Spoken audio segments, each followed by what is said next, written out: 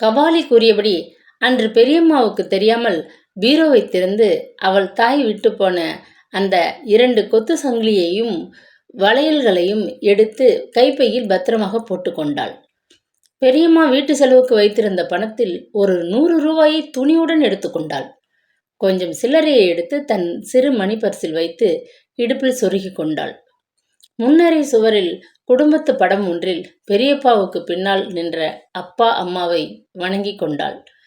சமையலறையில் வேலையாக இருந்த பெரியம்மாவிடம் அவசரமாக தேர்வு பற்றி ஒரு விவரம் தெரிய வேண்டியிருப்பதாக சொல்லிவிட்டு அவள் வந்து கதவை சாத்தக்கூட காத்திராது காற்றாக பறந்து போய்விட்டாள். கபாலி சொல்லியபடி 7 மணி அளவில் வந்தான். அவன் கையில் ஒரு சிறு பெட்டி. புத்தம் புது சட்டையும் ஃபேண்ட்டும் அணிந்து கொண்டு புது மாப்பிள்ளை போல புன்னகையுடன் துணிவாகத்தான் வந்திருந்தான். உன் நகைகளை இப்படி கொடு, நான் பத்திரமாக வைத்திருக்கிறேன். பணம் இருந்தால் அதையும் கொடுத்துடு என்றபோது அவள் நம்பி சடுதியில் தன் தோள்பையிலிருந்து எடுத்து அவனிடம் தந்தாள். இரு, அது பார், எனக்கு தெரிந்த என் ஊர்க்காரர் ஒருவர் வருகிறார். சித்த, இந்த மரத்துக்கு பின்னால் போய் நில்லு. நான் எதிர்சாரி கடையிலே ஜாமான் வாங்கிறப்பல போக்கு காட்டிட்டு வரேன். சீக்கிரம், அது பார் அந்த சிகப்பு சட்டை என்று அவள் சற்று தூரத்தில் பாதையோரமாக நடந்து வந்தவனை காட்டிய போது அவள் நெஞ்சு எப்படி வேகமாக அடித்து கொண்டது. பதறி போய்விட்டாள்.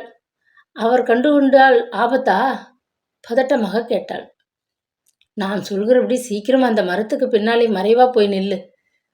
நான் அந்த கடைக்கு போறாப்புல முழுவதும் முடிக்காது அவசரமாக ஒரே தாவலில் தெருவை தாண்டி எதிர் தெருவை அடைந்து விட்டான்.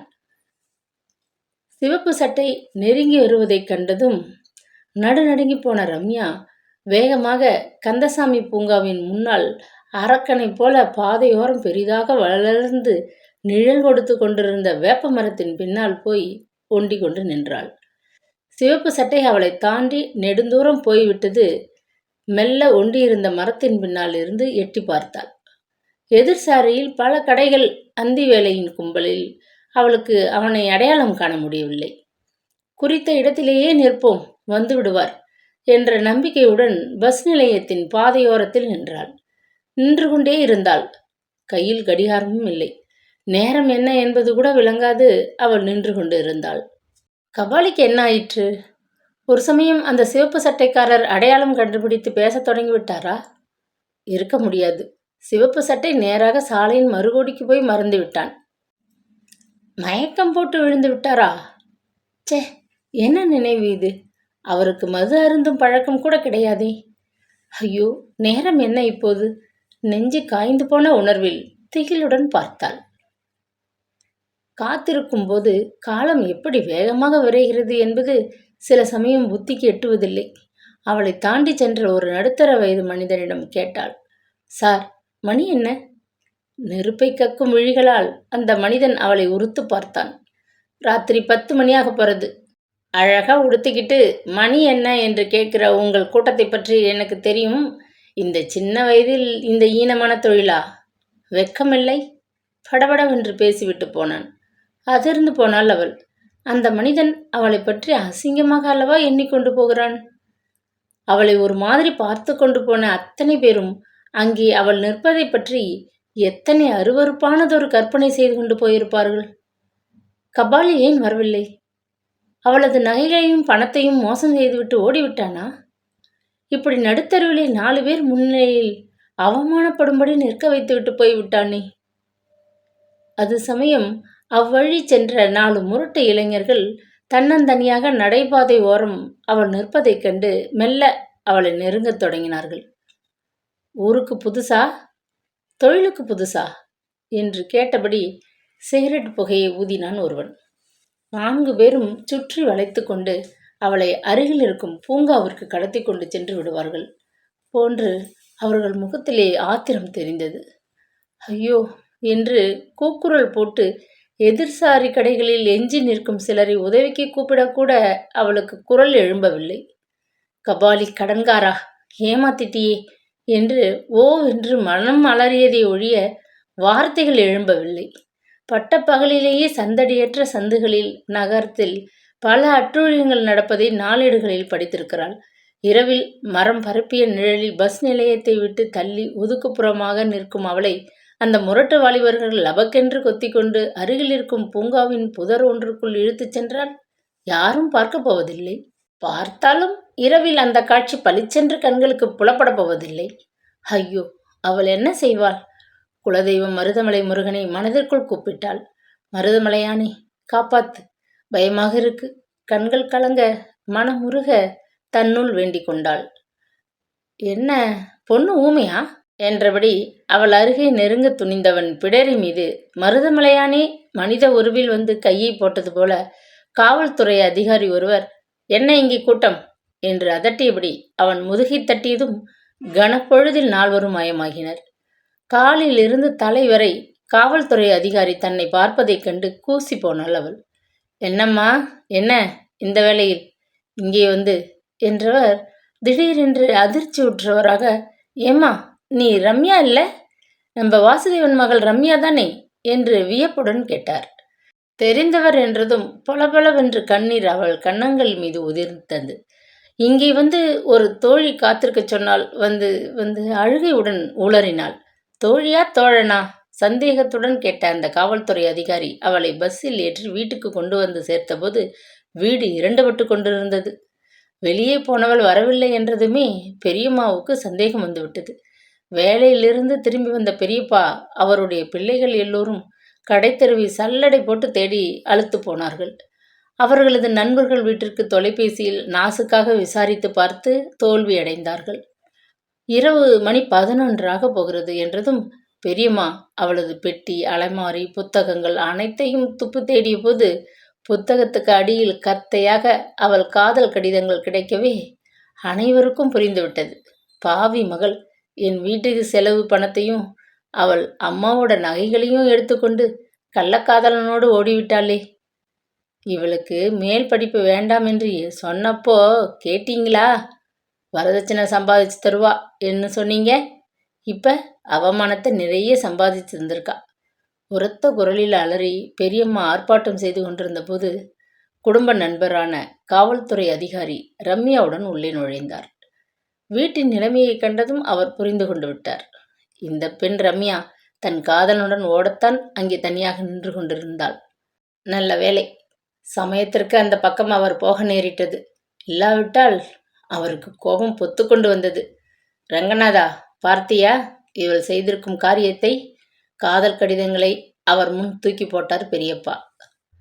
திருட்டுக்கள்ளி, வெட்கமில்லாமல் எந்த முகத்தோட இங்கே வந்து நிற்கிற? உன்னை! பற்களை கடித்து கொண்டு பெரியம்மா அருகில் நெருங்க இடைமறித்து கையை நீட்டி தடுத்தார் ரங்கநாதன். ரம்யாவுக்கு இப்போ வயது என்ன?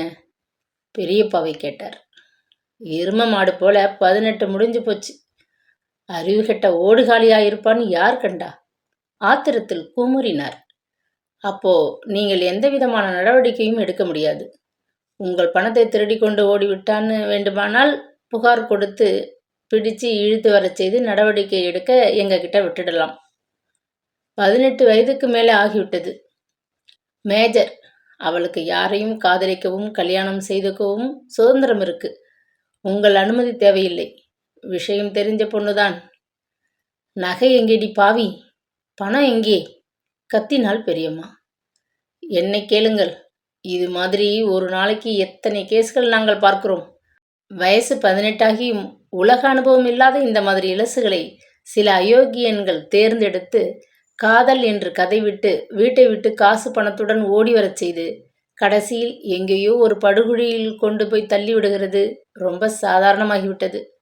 உலகம் தெரியாத பெண் குழந்தைகளை வளர்க்கிறது சாதாரண பொறுப்பா?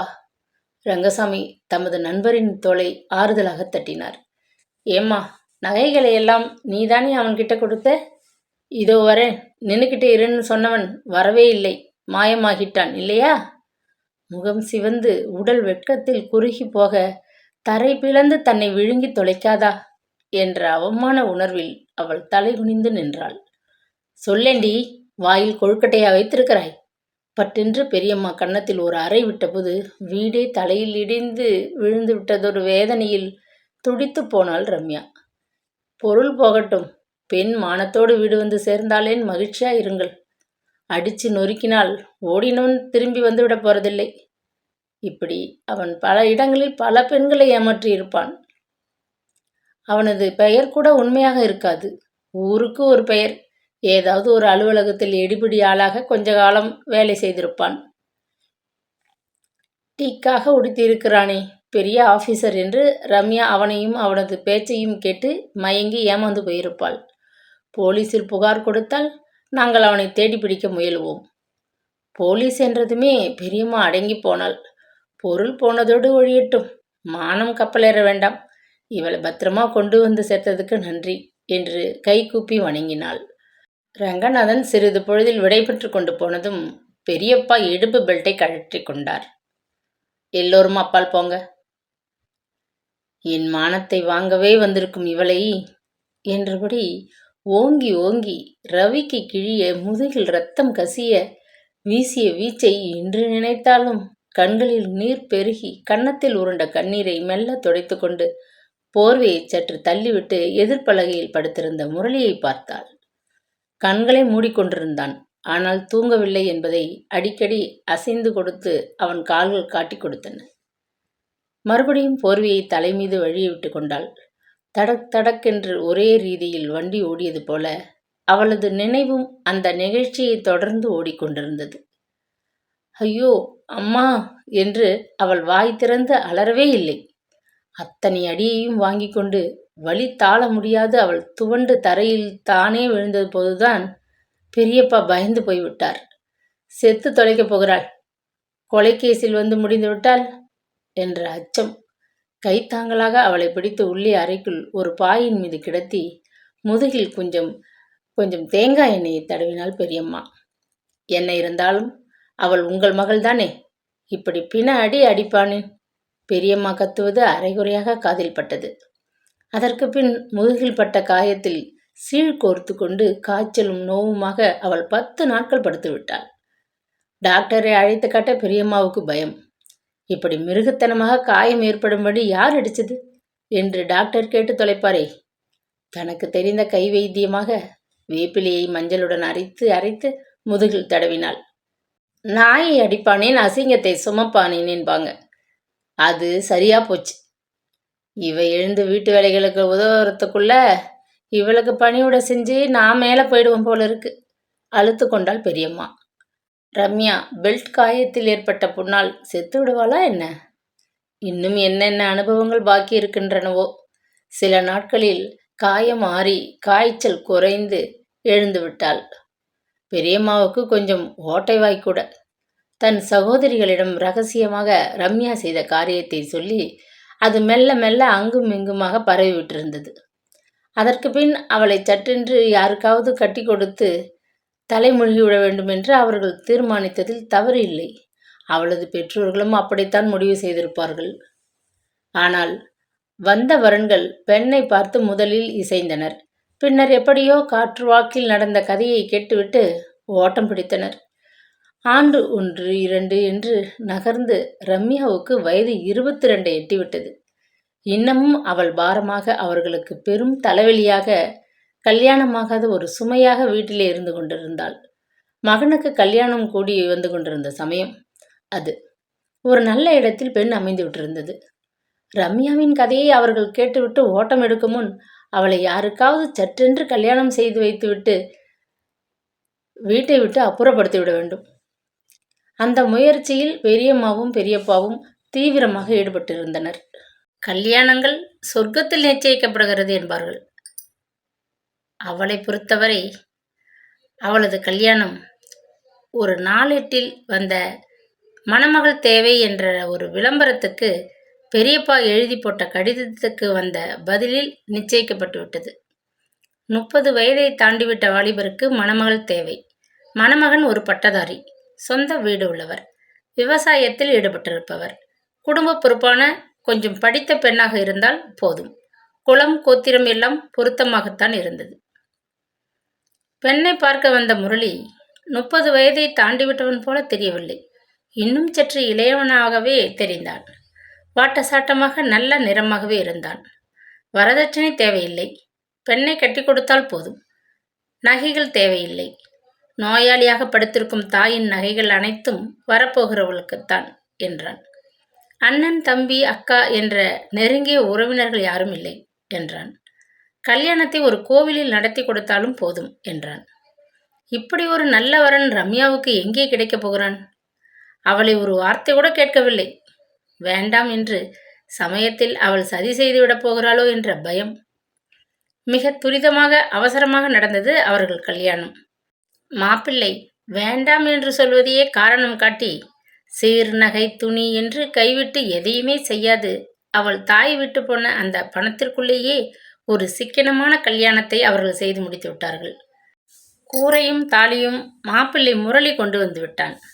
வேட்டியும் அங்கவஸ்திரமும் எடுத்து கொடுத்து தெரு மனிதர்களை வாயாலே அழைத்து தெருக்கோடி கல்யாண மண்டபத்திலே ஒரு அவசரம் கல்யாணமாக அதை முடித்து அந்த கையோடையே அவளை புகுந்து விட அனுப்பிவிட்டிருந்தார்கள் அவளது பெரியம்மாவும் பெரியப்பாவும். அவர்கள் வீட்டுக்கு மாடாக உழைத்தும் மதிப்பின்றி அந்த ஒரு குற்றத்திற்காக மனம் நோகும்படி அவர்களால் அடிக்கப்பட்டு சாடப்பட்டு வாழவும் முடியாது சாகவும் துணிவின்றி தவித்து கொண்டிருந்த அவள் அந்த திருமணத்தை ஒரு விடுதலையாகவே எண்ணி மனமுகந்து ஏற்றுக்கொண்டாள். ஆனால் அந்த அனுபவத்திற்கு பின் ஆண் குலத்தின் மீதே அவளுள் ஒரு அவநம்பிக்கை ஏற்பட்டிருந்தது. உண்மை. ரம்யா, பார்க்க ஆள் நல்லாவே இருக்கான் என்று மயங்கி விடாதே. மஞ்சள் கயிற்றால் கழுத்திலே 3 முடிச்சு போட்டு விட்டான் என்பதற்காக நீ தூக்கு போட்டு கொண்டு விடாதே. இந்த கல்யாணம் உன்வரை ஒரு விடுதலை. அந்த வீட்டிலிருந்து சட்டிக்குள் விழுந்தது போல ஒரு அடிமை வாழ்விலிருந்து கல்யாணம் என்ற கொத்தடிமை நிலைக்கு மாறிவிடாதே. தாகமா இருக்கா? சாத்துக்குடி உரிச்சு தரவா? முரளி திடீரென்று போர்வையை விட்டு எறிந்துவிட்டு எழுந்து உட்கார்ந்து பரிவுடன் கேட்டபோது அவள் முணங்கினாள். வேண்டாம், தூக்கம் வருது என்றபடி திரும்பி பலகை தடுப்பு பக்கம் முகத்தை திருப்பிக் கொண்டாள். ரம்யா பத்ரம், ரம்யா பத்ரம் என்பது போல தடக் தடக்கென்று வண்டி தண்டவாளத்திலே ஓசை எழுப்பி கொண்டு சென்றது. அவள் அலுப்பிலே உறங்கி போய்விட்டாள்.